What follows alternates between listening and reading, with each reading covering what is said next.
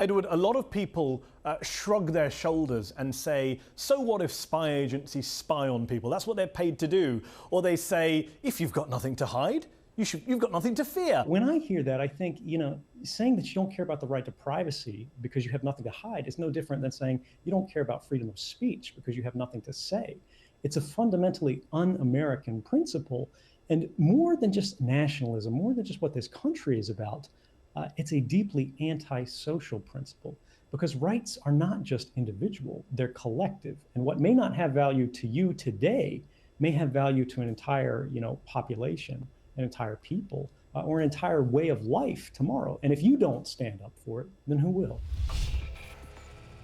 Before we get to this week's starting point, Cairo will go to Sydney to hear from the one who got away.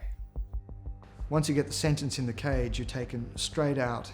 You're put into handcuffs, and the guards march you out of the courtroom, down the back into the paddy wagons, and you're herded into the back of the truck and driven off to prison.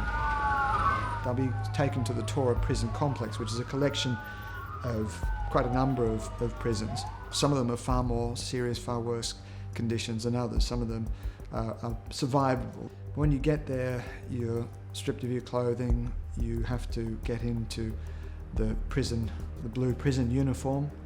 You have to then, they take away all of your possessions, all of your things, and put them in a register. You're then searched and taken to the cells. Usually what happens is that for the first 10 days or so, you're in solitary confinement, although, again, it varies. But I guess the biggest thing about, quite apart from the physical conditions of the cells, it's the mental state. What makes it really tough is the fact that, particularly for the guys now, they know what they're going to, and they're heading into a very, very hard period of isolation, of loneliness, of worry for their families. The question of their own physical security, in a way, is secondary.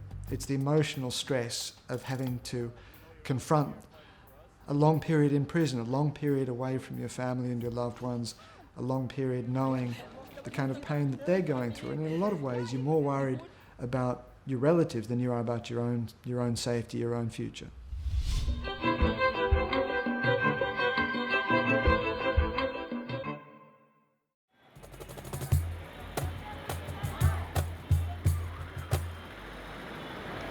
India, the second most populous country in the world.